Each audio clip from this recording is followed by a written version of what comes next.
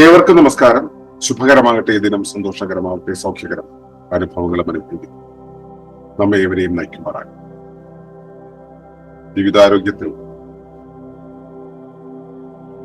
നാം നമ്മുടെ ചുറ്റുപാടുമായി നിരന്തരമായി ബന്ധപ്പെട്ടിരിക്കുന്ന കാര്യങ്ങളെക്കുറിച്ച് സംസാരിച്ചിട്ടുണ്ട്. ഈ ചുറ്റുപാടുമുള്ള എന്ന് പറയുമ്പോൾ നമ്മുടെ അഹത്തിന്റെ പരിധിയിൽ വരുന്ന, എന്റെ ഉടമസ്ഥതയുടെ പരിധിയിൽ വരുന്നവയോട് നമുക്കുള്ള ശ്രദ്ധ എത്രത്തോളമായിരിക്കും അവ നമ്മളോടൊപ്പം ഉണ്ടായിരിക്കുക എന്നതാണ് ഇന്നത്തെ പ്രമേയം. നമുക്കതിനെ ഇങ്ങനെ വായിക്കാം.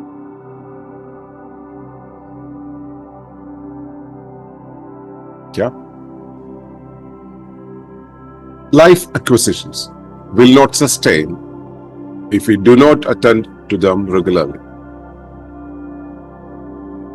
നാം അറിയാത്തതൊന്നും നമ്മുടേതല്ല. നിലനിൽപ്പിനായി പ്രകൃതി കൽപ്പിച്ചു തന്നവ നാം അറിഞ്ഞാലും ഇല്ലെങ്കിലും നമ്മുടേതായിരിക്കും, നാം ആയിരിക്കും. വായുവും വെള്ളവും വെളിച്ചവും നിലനിൽക്കുവാനുള്ള ഭൂമിയും അമ്മയച്ഛന്മാരും ഗുരുവും ബോധവും ധർമ്മവും ജീവനും വാസനയും ജന്മസിദ്ധികളും ശരീരവും മനസ്സും ജ്ഞാനവും നിയതിയും പ്രകൃതി തന്നതിനാൽ നിരന്തരമായി നമ്മുടേതായിരിക്കും. എന്നാൽ ആർജിച്ചതോ സന്ദർഭവശാൽ ഒരു ഇടത്തിലായതോ ആയവയെല്ലാം അറിഞ്ഞുകൊണ്ടേയിരിക്കുമ്പോൾ മാത്രമേ നമ്മുടേതായിരിക്കുകയുള്ളൂ, നാം ആയിരിക്കുകയുള്ളൂ.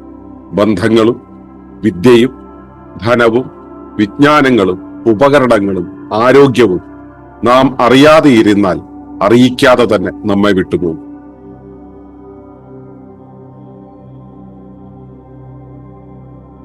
ഇതാണ് ഇന്നത്തെ പ്രമേയം. നാം അറിയാത്തതൊന്നും നമ്മുടേതല്ല എന്ന കാര്യം. നമ്മുടെ ജീവിതത്തിൽ നമുക്ക് ചുറ്റും ഒരുപാട് വസ്തുക്കളുണ്ട്. ഇതിൽ കുറെയൊക്കെ നമുക്ക് ജന്മസിദ്ധമായതാണ്. അതായത് അച്ഛനമ്മമാര് ജനിക്കുമ്പോ കിട്ടിയതാണ്. അവര് വഴിയാണ് നമ്മൾ വന്നത്. അവരെ ഇവിടെ നിർത്തിയത് ഈ ഭൂമിയാണ്. അവരാൽ നമ്മളെ രൂപീകരിക്കാൻ ഭൂതമായത് ഇവിടുത്തെ വായുവും വെള്ളവും വെളിച്ചവുമാണ്. നമ്മെ ഈ ഒരു ധാരയിലേക്ക് എത്തിച്ചത് നമ്മുടെ ഗുരുക്കന്മാരാണ്. നമ്മുടെ ബോധം ആണ് നമ്മുടെ ശരീരത്തിന് ഈ രൂപം നൽകി. നമ്മുടെ ജീവിതത്തിന്റെ ധർമ്മമാണ് നമ്മുടെ ജീവിതത്തെ മുൻപോട്ട് കൊണ്ടുപോകുന്നത്. നമ്മുടെ ശരീരത്തെ രൂപീകരിച്ചത് ജീവനാണ്. നമ്മുടെ ജീവിതത്തെ ഇപ്പൊ നടത്തിക്കൊണ്ടുപോകുന്നത് വാസനകളാണ്. അതിന് പ്രവർത്തിക്കാൻ കാരണമാകുന്നത് നമ്മുടെ ജന്മസിദ്ധികളാണ്. അതിന് പാകത്തിലാണ് ഈ ശരീരം, അതിന് പാകത്തിലാണ് ഈ മനസ്സ്, അതിന് പാകത്തിലാണ് എന്റെ ആന്തരികമായ ജ്ഞാനം, അതിന് പാകത്തിലാണ് എന്റെ നിയതി, എന്റെ മുന്നോട്ടുള്ള വഴികൾ ഒക്കെ. ഇതെല്ലാം പ്രകൃതി തന്നതാണ് എന്നതുകൊണ്ട് തന്നെ നിരന്തരമായി ഇത് നമ്മുടേത് തന്നെയായിരിക്കും, നാം ആയിരിക്കും. അത് യാതൊരു തർക്കവുമില്ല. പ്രകൃതി തന്ന കാര്യങ്ങളാണ് ഇവയെല്ലാം. എന്നാൽ നമ്മൾ ജീവിതത്തിൽ പലതും ആർജിക്കുന്നുണ്ടെന്ന് പറയുമ്പോൾ ബന്ധങ്ങളൊക്കെ നമ്മൾ ആർജിക്കുന്നു. സൗഹൃദങ്ങള്, പിന്നെ മറ്റേ ഇണത്തം, എന്തിന്റെ സാഹോദര്യം വരെ പലപ്പോഴും നമ്മൾ ആർജിക്കുന്നതല്ല, ജന്മസിദ്ധമായി കിട്ടുന്നതാണെങ്കിൽ സാഹോദര്യം ഇപ്പൊ ഏതാണ്ട് ആർജിക്കുന്ന പോലെയാണ്. നിലനിർത്തിയില്ലെങ്കിൽ അത് പോകും. അപ്പോ ഈ ആർജിച്ച കാര്യങ്ങളുണ്ടല്ലോ, നമ്മൾ ആർജിക്കുന്നത് നമ്മളെ ജീവിതം കൊണ്ട് നേടിയെടുത്ത കാര്യങ്ങൾ. ഈ ജീവിതം കൊണ്ട് നേടിയെടുത്തവയാണ്. അതുപോലെ തന്നെ നമ്മളിപ്പോ നമ്മളിപ്പോ അയൽക്കാര് ഒരിടത്തിൽ വന്ന് താമസിക്കാൻ വിധിക്കപ്പെട്ടവരാണ്. അതുകൊണ്ട് സന്ദർഭവശാൽ നമ്മൾ ഒരിടത്തായി ഒരു ബസ് സ്റ്റോപ്പിൽ വെച്ച് പരിചയപ്പെടുന്ന ഒരാൾ, നമ്മൾ അവരുമായിട്ട് യാദൃശ്ചിക ബന്ധത്തിലായി. ഇത്തരം ബന്ധങ്ങൾ. അതുപോലെ തന്നെ വിദ്യ, നമ്മൾ ഏതെങ്കിലും വിദ്യ, ജനിക്കുമ്പോൾ നമുക്ക് വിദ്യകളൊന്നും അറിയില്ല. നമ്മൾ സ്വാഭാവികമായി പ്യൂർ ആയിട്ടുള്ള ഒരു അവസ്ഥയാണ്. ഇംപ്യൂർ ആക്കാൻ വേണ്ടിയാണ് വിദ്യകൾ നമ്മളിലേക്ക് വന്നു ചേരുന്നത്. അപ്പൊ ഈ വിദ്യ ജീവിതത്തിന് പലപ്പോഴും ഉപകരിക്കും എന്നുള്ളത് കൊണ്ട് നമ്മളത് കൊണ്ടു നടക്കുന്നത് ഇംപ്യൂർ ആക്കുമെങ്കിലും. അതുപോലെ തന്നെ ധനം, ജീവിത സന്ധാരണത്തിന് ആവശ്യമായിട്ടുള്ള ധനം എന്ന് പറയുന്നത്. അതുപോലെ നമ്മൾ നേടുന്ന അറിവുകൾ, വിജ്ഞാനങ്ങൾ, ഞാനിവിടെ വിശിഷ്ടജ്ഞാനം എന്നുള്ള അർത്ഥത്തിലല്ല ഉപയോഗിക്കുന്നത്, വെളിയിൽ നിന്നും കിട്ടുന്ന വൈജ്ഞാനികമായ കാര്യങ്ങൾ, നമ്മുടെ ഉപകരണങ്ങൾ, നമ്മുടെ സ്ഥലം, നമ്മുടെ ചുറ്റും ഉള്ള കാര്യങ്ങൾ. ഇപ്പൊ ഞാൻ എന്റെ വീട്ടിൽ ജീവിക്കുന്ന എന്റെ അച്ഛനും അമ്മയും ഉണ്ടാക്കി വെച്ച ഒരുപാട് വസ്തുക്കൾ ഇവിടെയുണ്ട്. ഇവയൊക്കെ എന്നിലേക്ക് വന്നു ചേർന്നതാണ്. അത് ഞാൻ വേണമെന്ന് വിചാരിച്ച് വന്നല്ല, യാദൃച്ഛിക സാഹചര്യത്താൽ സന്ദർഭവശത്താൽ ഇവിടെ ആയതാണ്. അത് എന്റെ ആണോ എന്ന് ചോദിച്ചാൽ യഥാർത്ഥത്തിലല്ല. അപ്പോ അതുപോലെ തന്നെയാണ് ആരോഗ്യം എന്നുള്ളത്.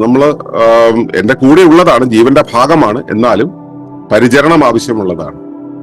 അപ്പൊ ഇങ്ങനെയുള്ള കാര്യങ്ങളെ നമ്മൾ ശ്രദ്ധിക്കാതെ പോയാൽ, ഇതൊന്നും നമ്മുടേതല്ല, യഥാർത്ഥത്തിൽ നമ്മുടേത് തന്നെ ആയിരിക്കണമെന്നില്ല, അത് മറ്റൊന്നിലേക്ക് പോകാവുന്നതാണ്. ഇപ്പൊ ഈ വിദ്യ ആണെങ്കിലും ബന്ധങ്ങളാണെങ്കിലും ധനമാണെങ്കിലും വിജ്ഞാനമാണെങ്കിലും മറ്റൊന്നിലേക്ക് പോകാവുന്നതോ നമ്മുടെ കൂടെ തന്നെ ഉണ്ടാകണം നിർബന്ധമുള്ള കാര്യങ്ങളല്ല.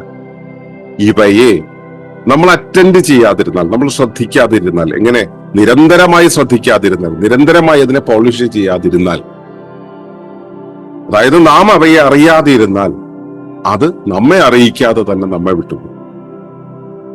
നമ്മുടേതായിരിക്കില്ല പിന്നീട് അധികകാലം. ചിലപ്പോൾ നമ്മളിതൊക്കെ സ്റ്റോർ ചെയ്ത് വെച്ചു തരും. നമ്മുടെ ഒരു സംരക്ഷണ ഭിത്തിക്കകത്ത് നമ്മൾ ഇവയെല്ലാം സംരക്ഷിച്ചു വെച്ചു എന്ന് വരും. ആ സംരക്ഷണ ഭിത്തിക്കകത്തും അത് ജീർണിച്ചു പോയേക്കാം.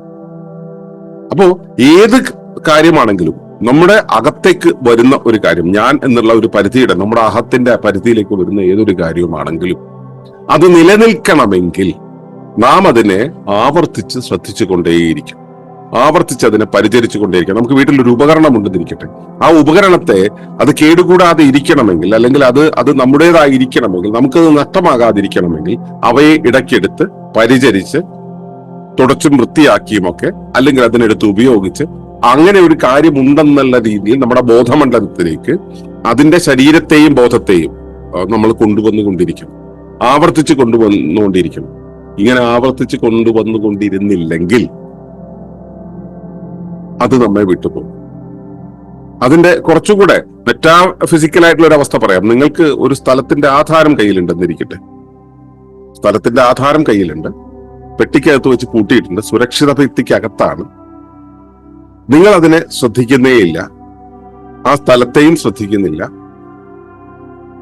കുറച്ചു നാൾ കഴിയുമ്പോൾ ആ സ്ഥലം അന്യാധീനപ്പെട്ടു പോകും.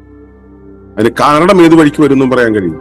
നമ്മുടെ ശ്രദ്ധ അതിലില്ലെങ്കിൽ അത് കൈവശം നിന്നും പോയി കിട്ടും. ഇനി ഈ ആധാരം പെട്ടിക്കകത്തിരിക്കുന്നു, നമ്മൾ ശ്രദ്ധിക്കുന്നില്ല, ഒരുപക്ഷെ അത് ദ്രവിച്ചു പോകും, അല്ലെങ്കിൽ മറ്റേതെങ്കിലും രൂപത്തിലായേക്കും. നമ്മുടെ ശ്രദ്ധ, അതായത് അവിടെ ഉണ്ടെന്നുള്ള മിനിമം ഓർമ്മയെങ്കിലും നമുക്ക് വേണം. നമ്മുടെ വീടിന് ചുറ്റും ഉള്ള സ്ഥലം, നമ്മളെ വീടിന് ചുറ്റും ചെന്ന് തൊട്ടും തലോടിയും പരിചരിച്ചാൽ മാത്രമേ വീട് വീടായിരിക്കുകയുള്ളൂ. നാം ഇരിക്കുന്ന മുറി, നമ്മുടെ ശരീരം, നമ്മുടെ മനസ്സ്, നമ്മുടെ ബന്ധങ്ങൾ, നമ്മുടെ അറിവ്, നമ്മുടെ വാഹനം, നമ്മൾ ഉപയോഗിക്കുന്ന ഉപകരണങ്ങൾ എല്ലാം അങ്ങനെ തന്നെ. നാം നിരന്തരം ചെന്ന് അതിനെ തൊട്ടും തലോടിയും പരിചരിച്ചില്ലെങ്കിൽ, നാം അതിനെ ശ്രദ്ധിച്ചിട്ടില്ലെങ്കിൽ അത് നമ്മെ വിട്ടുപോകും. നമ്മെ വിട്ടു പോകാത്തത് ഞാൻ നേരത്തെ പറഞ്ഞല്ലോ, ജന്മസിദ്ധമായി കിട്ടിയ അമ്മയച്ഛന്മാര് മുതൽ ഉള്ള കുറച്ച് കാര്യങ്ങൾ, അവ മാത്രമേ ശാശ്വതമായിട്ടുണ്ടാവുകയുള്ളൂ. അതും പരിചരിച്ചില്ലെങ്കിൽ നഷ്ടമായി എന്നുള്ള അവസ്ഥയിലേക്ക് അത് കൊണ്ടുപോയേക്കാം. പക്ഷെ എന്നാലും അത് നമ്മുടേതല്ല എന്ന് പറയാൻ കഴിയില്ല, നമ്മുടേതാണ്.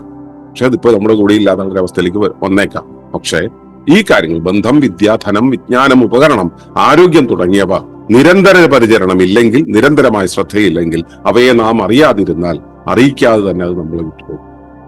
മനസ്സിലാക്കുക, ഓർക്കുക, നാം അറിയാത്തതൊന്നും നമ്മുടേതല്ല, നാം അറിയുന്നത് മാത്രമേ നമ്മുടേതായിരിക്കുകയുള്ളൂ. ഈ ഓർമ്മയിലായിരിക്കാൻ ജീവിതാരോഗ്യത്തെ ശ്രദ്ധിക്കുന്ന സുസ്ഥിര ജീവന സമൂഹത്തിലെ എല്ലാവർക്കും കഴിയുമാറാകട്ടെ എന്ന് പ്രാർത്ഥിക്കുന്നു. നന്ദി, നമസ്കാരം. ഈ വിഷയം ഇഷ്ടമായെങ്കിൽ ഒന്ന് ലൈക്ക് ചെയ്യുക, കമന്റ് ചെയ്യുക, ഷെയർ ചെയ്യുക. നിങ്ങൾ പ്രകൃതിയെ ഇഷ്ടപ്പെടുന്നുവെങ്കിൽ ഈ ചാനൽ സബ്സ്ക്രൈബ് ചെയ്യുക.